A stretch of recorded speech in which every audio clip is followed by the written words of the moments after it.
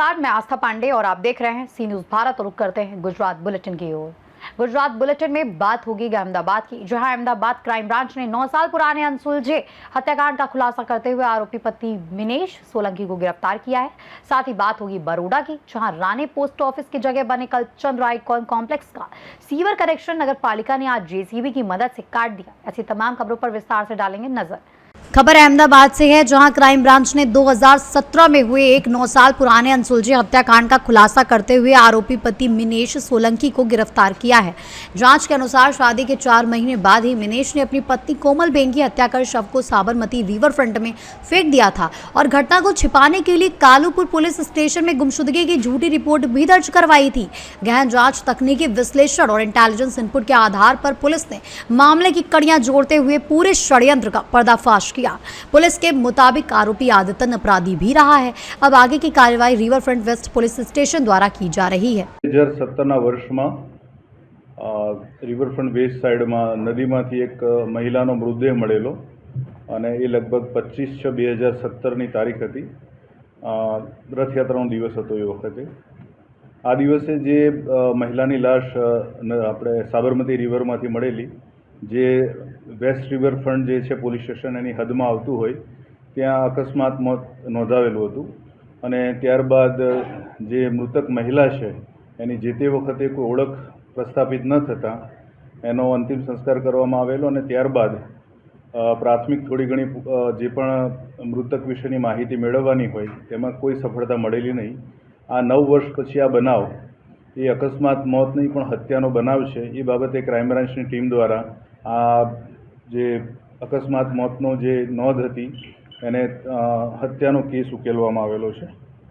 આ જે આરોપી જે છે આ કેસના મિનેશ ઉર્ફે મોન્ટુ, જે હાથીજણ ખાતે રહે છે અમદાવાદ ખાતે, અને મૃતક મહિલાની ઓળખ જે છે એ બહુ સ્પષ્ટપણે એ રીતે થયેલી છે કે રાત્રિના એટલે કે મધ્યરાત્રિ પછી આ મૃતકને આરોપી દ્વારા જ નદીમાં ફેંકવામાં આવેલી હતી અને સવારે આ મૃતદેહ મળી આવતા એના જે તે વખતના ફોટો એટલા જ ફ્રેશ હોવાના કારણે જ્યારે ફરીથી જે પ્રકારે માહિતી મળી કે આ માત્ર અકસ્માત મોત નથી ને આ હત્યાનો બનાવ છે, એ બાબતે ફોટા ઉપરથી મૃતકની ઓળખ પ્રસ્થાપિત કરીને એના પિતાને બતાવતા મૃતકના પિતાએ આ એમની દીકરીની મૃતદેહ હોવાનું એમણે જણાવ્યું હતું અને એની ખાતરી આપેલી હતી। આ જે સમગ્ર બનાવ છે એ આરોપીની જે પ્રાથમિક પૂછપરછ પ્રમાણે જે જાણવા મળ્યા મુજબ આરોપી મિનેશ અને કોમલ મૃતક આ બંને 2017 પહેલાં 3-4 વર્ષથી એ લોકોને પ્રેમ સંબંધ હતો અને ત્યારબાદ એમણે 2017માં કોર્ટ મેરેજ કરેલા અને બંને સાથે મિનેશના ત્યાં જ રહેતા હતા અને લગ્નના 4 મહિનાની અંદર જ બંને વચ્ચે ખૂબ જ અલગ અલગ કારણોસર ઝઘડા થતા હોવાથી મિનેશે એવું નક્કી કર્યું કે આ મૃતક જે એના પત્ની જે કોમલબેન છે એની હત્યા કરવી અને એ દિવસે આયોજનપૂર્વક એટલે કે 24 જૂને એ સાંજે એને લઈને નીકળ્યો મોટરસાયકલ ઉપર। આ કેસમાં એક જે ગુપ્ત સાહેદ છે એ સાહેદ આ લોકોની સાથે હતો, કારણ કે એનું મોટરસાયકલ આ લોકોએ ફરવા માટે રાખેલું હતું। એ જે સાક્ષી છે નજરે જોનાર, એ 3 જણા આખા અમદાવાદમાં સાંજથી લઈને મધ્યરાત્રિ સુધી અલગ અલગ જગ્યાએ ફર્યા, કારણ કે એમની વચ્ચે કંકાસ થતો હોવાથી આ વ્યક્તિ સમાધાન કરાવવા પણ ઘણીવાર આવતો હતો, સમજાવતો હતો બંનેને અને એના જ મોટરસાયકલ ઉપર આ 3 જણા ફર્યા બાદ સાંજે ડિનર કર્યા બાદ એ લોકો મોડી રાત્રે રિવરફ્રન્ટ ઉપર આવ્યા અને એ વખતે બંને પતિ પત્ની શાંતિથી વાત કરી શકે એટલે સાક્ષી પોતે સિગરેટ પીવું છે એમ કરીને દૂર ગયો અને એ જ્યારે સિગરેટ પીને પરત આવતો હતો ત્યારે એણે જોયું કે આનો મિત્ર એટલે આ ગુનાનો આરોપી મિનેશ એણે કોમલબેનને ઊંચકી અને નદીમાં ફેંકેલા અને ત્યારબાદ એણે ઘણું એણે કીધું કે ત્યાં શું કરી નાખ્યું, પણ એણે કીધું કે જો તું અત્યારે કંઈ બોલીશ તો તને પણ ફેંકી દઈશ અને ત્યાર પછી એ પોતે પણ આ ગુનામાં સંડોવાશે કે એનું રોલ ખુલશે એ ડરના કારણે આ દિન સુધી ચૂપ રહેલો અને મિનેશ ઉર્ફે મોન્ટુ જે છે એ બીજા દિવસે સવારે કાલુપુર પોલીસ સ્ટેશને જાય છે અને ત્યાં જઈને એવું કહે છે કે મારી પત્ની વહેલી સવારે 4 વાગે ક્યાંક જતી રહી છે। આ બંને વચ્ચે ઝઘડા થતા હતા, એની અરજી પણ અગાઉ થયેલી હોય એટલે પ્રાથમિક દ્રષ્ટિએ એવું માનવામાં આવ્યું કે રીસાઈને ક્યાંય ચાલ્યા ગયા હશે અથવા તો કોઈપણ પ્રકારના અન્ય પ્રેમ સંબંધના કારણે ગયા હશે. એટલે એના પિતાએ પણ ઘણા સમય સુધી આમાં કોઈ શંકા વ્યક્ત ન કરી કે એમની દીકરીની હત્યા કરવામાં આવેલી છે. આ ગુનો શોધી અને અત્યારે આરોપીને વધુ તપાસ અર્થે રિવરફ્રન્ટ વેસ્ટને સોંપવામાં આવનાર છે.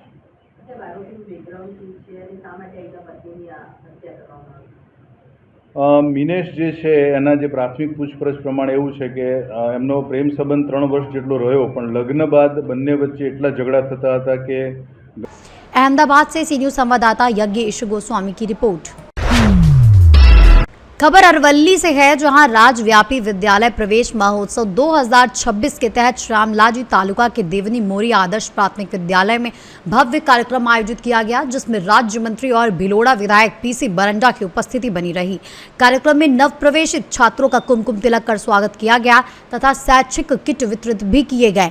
इस दौरान मंत्री ने शिक्षा के महत्व पर जोर देते हुए अभिभावकों, शिक्षकों और छात्रों से संवाद किया और गुणवत्तापूर्ण शिक्षा के प्रति सरकार की प्रतिबद्धता भी दोहराई। कार्यक्रम में नवनिर्मित विद्यालय भवन का उद्घाटन भी किया गया तथा शिक्षा की गुणवत्ता और विद्यालय विकास से जुड़े विभिन्न मुद्दों पर चर्चा हुई। कार्यक्रम में शिक्षा विभाग के अधिकारी, जनप्रतिनिधि, अभिभावक और बड़ी संख्या में ग्रामीण उपस्थित रहे। अरवली से सी न्यूज संवाददाता हिमांशु पगी, श्यामलाजी की रिपोर्ट। खबर बड़ौदा से है, जहां वाघोड़िया में पुराने पोस्ट ऑफिस की जगह बने कल्पचंद्र आइकॉन कॉम्प्लेक्स का सीवर कनेक्शन नगर पालिका ने आज जेसीबी की मदद से काट दिया। बताया जा रहा है कि ये कार्रवाई पहले दिए गए नोटिस के बाद की गई। इस कार्रवाई के बाद कॉम्प्लेक्स की मालकिन के पति नीलेश भाई पुरानी ने अनोखे अंदाज में प्रतिक्रिया देते हुए पटाखे फोड़े और मिठाइयां भी बांटी, जिससे पूरा मामला पूरे इलाके में चर्चा का विषय बन गया। हालांकि नगर पालिका की ओर से इस कार्रवाई को लेकर कोई आधिकारिक बयान सामने नहीं आया है।